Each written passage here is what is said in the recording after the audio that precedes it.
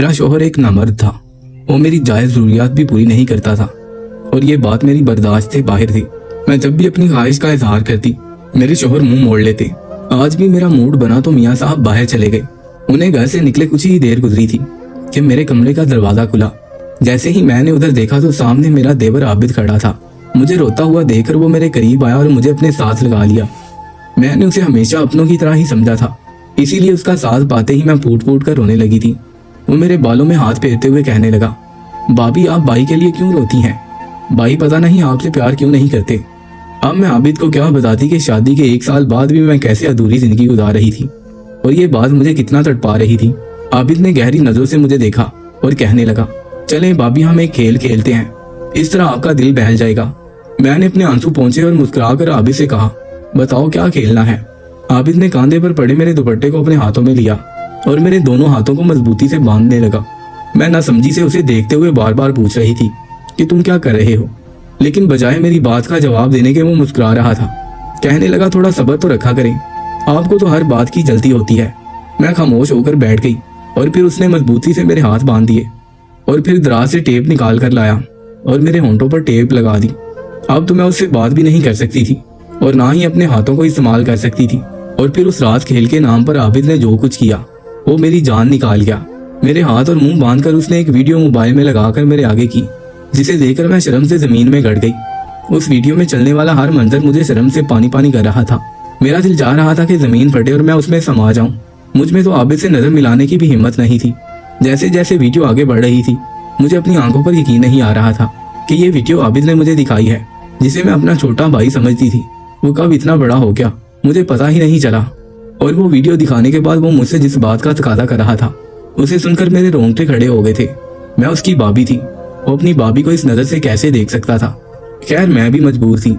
शौहर तो नामर्द था, मेरे काबिल था ही नहीं, इसीलिए अपनी ख्वाहिश को पूरा करने के लिए मैंने देवर की बात मान ली।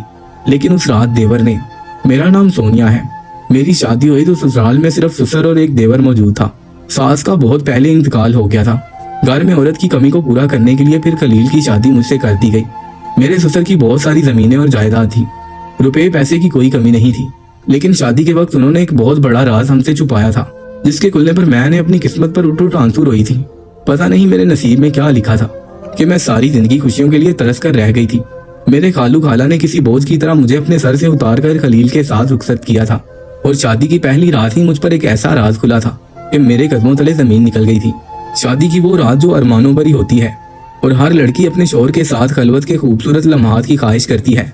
उस रात मुझे पता चला था कि मेरा शौहर मेरी बुनियादी जरूरियात पूरी करने के काबिल ही नहीं है, वो एक नामर्द है। और ये बात उसने मुझे खुद अपने मुंह से बताई थी। मैं हैरानी से उसे देख रही थी और फिर वो कहने लगा कि परेशान ना हो, मैं अपना इलाज करवा रहा हूँ, जल्द ही मैं ठीक हो जाऊंगा। मेरे हाथ में तोहफा थमाकर वो खुद कपड़े तब्दील करने के लिए चला गया और मैं अपनी जगह सख्ते में बैठी रह गई थी। मैंने उस तोहफे को खोलकर भी ना देखा था और ऐसे ही साइड टेबल पर रख दिया था। सारे जज्बात ठंडे पड़ चुके थे और मैं सोच रही थी कि मेरे खालू खाला ने मुझ पर कैसा सितम ढाया है। माना कि मैं यतीम थी, लेकिन इसका हरगिज मतलब नहीं था कि वो आंखें बंद करके मुझे किसी के साथ भी रुखसत कर देते। अपने कांधों से बोझ उतारने के लिए उन्होंने मेरी पूरी जिंदगी को बोझ बना दिया था और अब मैं इस बोझ को ढोने पर मजबूर थी, क्योंकि मेरे पास वापसी का कोई रास्ता नहीं था। कुछ देर में खलील कपड़े तब्दील करके आया और बिस्तर के दूसरे किनारे पर लेटकर ऐसे सो गया जैसे उसे मुझसे कोई गर्ज ही ना हो। और मैं जो इतनी तैयारी करके आंखों में इतने ख्वाब सजाए उसके इंतजार में बैठी थी, मुझे अपना आप बेमोल महसूस होने लगा था। मैंने बड़ी बेदिली से उठकर अपने कपड़े तब्दील किए और सारी रात करवटें बदलती गुजार दी। अगली सुबह मेरी आंख रात भर जागने की वजह से सुर्ख हो चुकी थी और मैं बहुत ज्यादा थकी हुई थी। एक 14 साला बच्चा भागता हुआ मेरे पास कमरे में आया और सीधा मेरे गले से लग गया और मुझे प्यार करते हुए कहने लगा, दुल्हन आप तो बहुत ही खूबसूरत हैं। मैं हैरत से उस गोल मटोल बच्चे को देख रही थी जो बला का खूबसूरत था और बेइंतहा मासूम भी। और फिर मेरे शौहर ने मुझे बताया कि ये मेरा छोटा भाई आबिद है, आज से ये तुम्हारी जिम्मेदारी है। मुझे उस मासूम से बच्चे पर बहुत प्यार आया और मैंने बेख्तियार उसके गालों पर बोसा ले लिया। उस दिन के बाद से आबिद मेरे पास ही रहने लगा था। हर छोटी से छोटी बात पर मेरे गले लग जाता, मुझे प्यार करता, मेरी चूड़ियों से खेलता और सबसे बढ़कर ये कि वो मुझे सवेरा कहता था। जैसे जैसे शादी को दिन गुजरने लगे मुझे इस कमी का एहसास बहुत ज्यादा होने लगा जो मेरी जिंदगी में थी। मैं शादीशुदा होकर भी अभी तक कंवारी थी और अपने शौहर की मोहब्बत के लिए तड़प रही थी। मैंने कई बार खलील से कहा कि वो अपनी कमी के बारे में मुझे भी तो कुछ बताएं, मैंने तो उन्हें कभी कोई दवा खाते नहीं देखा था, लेकिन जब भी मैं ये बात करती वो गुस्से में आ जाते और बुरी तरह चीखने चिल्लाने लगते। ऐसे में आबिद डाल बनकर मुझे बचाने चला आता और मेरी खातिर अपने भाई से लड़ना शुरू कर देता। आबिद के आते ही खलील खामोशी से घर छोड़कर निकल जाते और वो मुझे अपने गले से लगा लेता और कहता कि सवेरा आप फिक्र ना करें, भाई जब भी आपको कुछ कहेंगे तो मैं आपको बचा लूंगा। भाई को तो हमेशा से ही गुस्सा करने की आदत है। आबिद को मेरे और खलील के बीच के मामलात का हरगिज भी इल्म नहीं था। वो बस मेरी मोहब्बत में भागा चला आता था और यही बात मेरे ससुर को बर्दाश्त नहीं होती थी। एक दिन जब आबिद स्कूल गया हुआ था, मेरे ससुर ने मुझे अपने कमरे में बुलाया और कहने लगे, आबिद को समझाओ कि वो तुम्हारे और खलील के मामलात में दखल अंदाजी ना किया करे। वो अभी बच्चा है और उसे मियाँ बीवी के दरमियान की बातों का इल्म ना ही हो तो अच्छा है। अगर उसे सच पता चले तो उसके ज़हन पर अच्छा असर नहीं पड़ेगा। मेरे ससुर के लहजे ने मुझे ये बावर करवा दिया था कि उन्हें अपने बेटे की बीमारी का इल्म है और इसके बावजूद भी उन्होंने जानबूझकर मेरी और अपने बेटे की शादी करवाई है। मेरा दिल उनकी तरफ से इकट्ठा हो गया था। मैं खामोशी से अपने कमरे में चली आई और उस दिन के बाद से मैंने आबिद के साथ अपना ताल्लुक कुछ महदूद कर लिया। लेकिन ये बात आबिद से बर्दाश्त ना हुई और वो खाना पीना छोड़कर अपने कमरे में बंद हो गया। मैंने उसे मनाने की कोशिश की तो वो रोते हुए कहने लगा कि अम्मा के जाने के बाद मैं बिल्कुल तन्हा रह गया था। एक आप ही तो मेरा सहारा है और आपने भी मुझसे किनारा कर लिया है। अब मैं कभी किसी से मोहब्बत नहीं करूंगा। मैं जिससे मोहब्बत करता हूँ वो मुझे छोड़कर चला जाता है। आप ही बदल गई हैं। आबिद की इस बात ने मुझे बहुत दुख पहुंचाया और मैंने जल्दी से उसे सीने से लगा लिया और कहा कि ऐसी बात नहीं है आबिद, मैं तुमसे बहुत मोहब्बत करती हूँ, लेकिन तुम मेरे और खलील के दरमियान ना आया करो। तुम्हारे अब्बा को ये बात अच्छी नहीं लगती। आबिद मेरे गले से लग गया और कहने लगा, मुझे अच्छा नहीं लगता जब भाई आपको डांटते हैं और बुरा भला कहते हैं। मुझे उसके अंदाज पर प्यार आने लगा और मैं दिल ही दिल में शुक्र अदा करने लगी कि आबिद की सूरत मेरी जिंदगी में कोई तो ऐसा है जिसे मेरी खुशी और दुख का ख्याल है। उस दिन के बाद से मैंने आबिद को खुद से दूर ना किया, बल्कि मैं ये कोशिश करने लगी कि मेरे और खलील के झगड़ों की आवाज हमारे कमरे से बाहर ना जाए, क्योंकि मेरे ससुर की बात दुरुस्त थी कि हमारे झगड़ों का आबिद के जहन पर बुरा असर पड़ सकता है। मेरी और खलील की शादी को 5 साल गुजर गए थे। पता ही नहीं चला था कि ये 5 साल कितनी तेजी से गुजरे हैं। मेरा देवर जवान हो चुका था और वो फर्स्ट ईयर में आ गया था और इन सालों में वो मेरे इस कदर करीब हो चुका था कि मेरे बगैर उसका एक लम्हा भी नहीं गुजरता था। एक वही तो था जिसके सहारे मैं इस घर में अपनी जिंदगी काट रही थी। वो मेरे साथ ना सिर्फ अपनी दिल की हर बात शेयर किया करता, बल्कि ऊट पटांग हरकतें करने से भी बाज ना आता। ऐसे ही एक दिन मैं खाना पकाने में इस कदर मसरूफ थी कि मुझे पता ही ना चला कि कब वो मेरे पीछे आकर खड़ा हो गया और फिर उसने अचानक इतनी जोर से आवाज दी कि मैं बुरी तरह खौफजदा हो गई।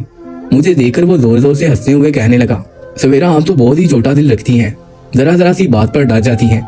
मैंने नाराजगी से एक हल्का सा थप्पड़ आबिद के सर पर लगाया और कहा कि तुम भी तो नहीं सुधरते हो, चलो जाओ अपने कमरे में, यूनिफॉर्म चेंज करो और फिर खाने के लिए आ जाओ। वो मेरे गाल खींचकर अपने कमरे की तरफ भागा और मैं हंस दी। मेरी तो कोई औलाद नहीं थी, लेकिन मेरा देवर ही मेरे लिए बच्चों की तरह था। वो जवान था लेकिन उसकी हरकतें बिल्कुल मासूम बच्चों की तरह थी। मैं ही उसकी भाभी थी और दोस्त भी, इसीलिए वो अक्सर मेरे साथ बहुत अजीबोगरीब शरारतें किया करता था। गुजरे 5 सालों में मैंने एक माँ की तरह उसकी परवरिश की थी, क्योंकि उसकी अपनी माँ तो बहुत पहले ही इंतकाल कर गई थी। इसलिए वो मुझसे बहुत ज्यादा मानूस होता चला गया था और बिला झिझक मेरे करीब आ जाया करता था। कभी कभी तो वो मेरे गले भी लग जाता और मुझे इस बात में कोई आर महसूस न होती।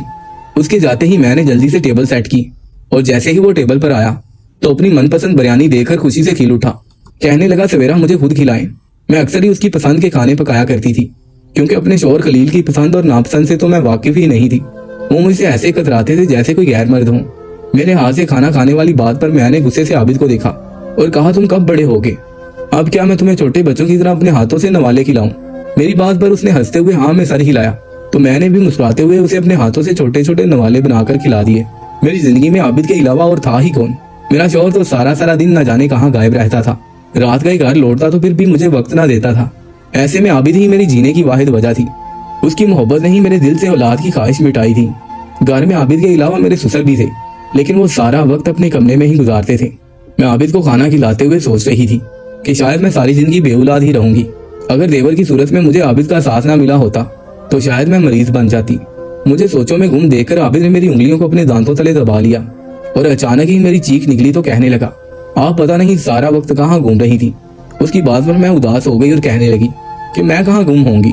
आबिद ने मानी खेज निगाहों से मेरी तरफ देखा और कहने लगा, तो सवेरा फिर आप अपनी जिंदगी को बदल क्यों नहीं लेती हैं? कब तक ऐसे ही रहेंगी? आपका भी तो जिंदगी भर पूरा हक है ना, आप भी खुलकर सांस लिया करें। उसे अचानक ही मेरे हाथों को पकड़ा और मेरी आंखों में देखकर ऐसी बातें करने लगा कि मैं घबरा गई और मैंने फौरन उसे डांट कर कहा, तुम दिखने में ना समझ हो, लेकिन बातें तो ऐसे करते हो जैसे बहुत बड़े हो गए हो। मेरी बात पर वो खुलकर हंसा और कहने लगा कि आप पता नहीं क्यों मुझे बच्चा ही समझती हैं। अब मैं बच्चा नहीं रहा हूँ, बल्कि बड़ा हो गया हूँ। मैंने उसकी बातों को नजरअंदाज करते जल्दी जल्दी उसे खाना खिलाया और फिर आराम करने के लिए अपने कमरे में चली आई। लेकिन थोड़ी ही देर में वो भी मेरे पीछे पीछे आ गया। बिस्तर पर मेरे साथ ही लेटकर बातें करने लगा। पहले भी वो मेरे साथ बिस्तर पर लेट जाया करता था, लेकिन आज इस तरह की बातें उसने की थी। इसके बाद उसका मेरे बराबर में यूं लेटना मुझे कुछ अजीब लग रहा था। मैंने अपना दुपट्टा दुरुस्त किया और फिर थोड़ा सा संभल कर बैठ गई। वो काफी देर तक मुझसे बातें करता रहा। खलील के रवैये के बारे में भी उसने काफी सवाल किए, लेकिन मैं बस मुस्कुराकर उसकी बात टाल गई। मैं नहीं चाहती थी कि मेरी वजह से दो भाइयों के दरमियान कोई दरार आए और वो अपने ही भाई से नफरत करने लगे। कुछ घंटे मेरे साथ गुजार कर वो वापस गया तो मैं सोचने लगी कि शायद वाकई ही आबिद बड़ा हो रहा है और मुझे ही थोड़ा ख्याल रखना चाहिए। लेकिन दूसरे ही लम्हे मैंने अपनी सोच की नफी की। वो मेरे हाथों में पलने वाला बच्चा था। मैं उसको लेकर कैसे कोई गलत बात सोच सकती थी। मैंने एक माँ की तरह उसे परवान चढ़ाया था। अलबत्ता मेरे ससुर दबे दबे लफ्जों में मुझे यही बावर करवाते थे कि मुझे आबिद को अपने से दूर रखना चाहिए ताकि वो मेरे मामलात में ज्यादा दखल ना दे।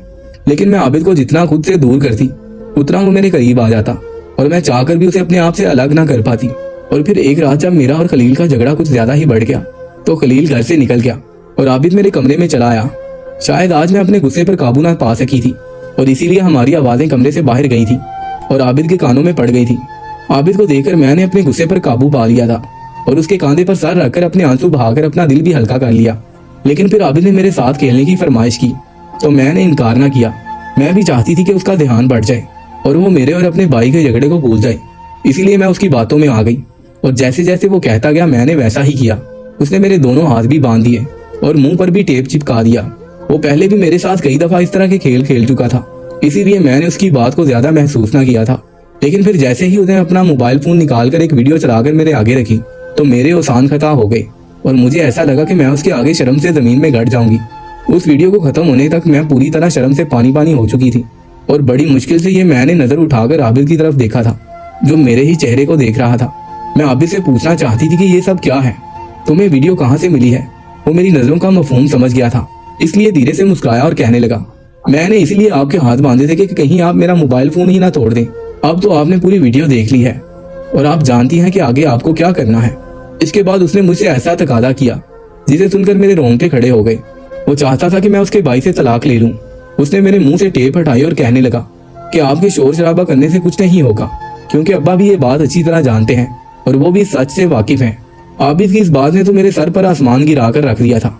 मेरे साथ कितना बड़ा जुल्म किया गया था और मैं इतने सालों तक बेवकूफ बनी रही थी। इस वीडियो में खलील एक तवाइफ के साथ था और वो दोनों इस वीडियो में जैसी हरकतें कर रहे थे उन हरकतों से ये बात मेरे सामने पूरी तरह खुलकर आ गई थी कि मेरा शोहर न मर्द नहीं था, बल्कि उसने मुझसे ये झूठ कहा था। और इस वीडियो के इख्तिताम पर मेरे देवर आबिद ने मुझे बताया कि भाई ने आज तक झूठ का सहारा लिया क्योंकि वो एक तवाइफ से मोहब्बत करते हैं और अब्बा उसे अपने घर की बहू नहीं बनाना चाहते थे, इसलिए जबरदस्ती भाई की शादी आपसे करवा दी। लेकिन भाई को आप में कोई दिलचस्पी नहीं है और वो भाग भाग कर उसी औरत के कोठे पर जाते हैं। मैं हैरानों परेशान आबिद को देख रही थी जो मुझे इतनी कड़वी और तल्ख हकीकत बताने के बाद ये समझाने की कोशिश कर रहा था कि मुझे अपनी जिंदगी को आगे बढ़ाना चाहिए और वो मुझसे शादी करके मुझे खुशी देना चाहता था। मेरा कोई मेका नहीं था और मैं बहुत अरसे से खलील के झूठ में फंसी हुई थी और अब मैं भी इस झूठ से बाहर निकलना चाहती थी। इसीलिए खलील के आते ही मैंने अपने ससुर के सामने तलाक की बात रख दी। मेरे ससुर ने मुझे बहुत रोकना चाहा, लेकिन खलील ने मेरे तलाक मांगते ही फौरन मुझे 3 बोल कहकर आजाद कर दिया। वो तो शायद इसी दिन के इंतजार में था कि कब मैं उसे तलाक मांगती और वो हंसी खुशी मुझे छोड़ देता। लेकिन मैं इस वजह से मजबूर थी कि मेरे आगे पीछे कोई नहीं था, मगर अब मैं मजीद इस धोखे की जिंदगी में नहीं रह सकती थी। मेरे और खलील के दरमियान कोई अज़दवाजी ताल्लुक ही नहीं था, इसलिए मुझ पर किसी किस्म की कोई इज्जत लागू नहीं होती थी।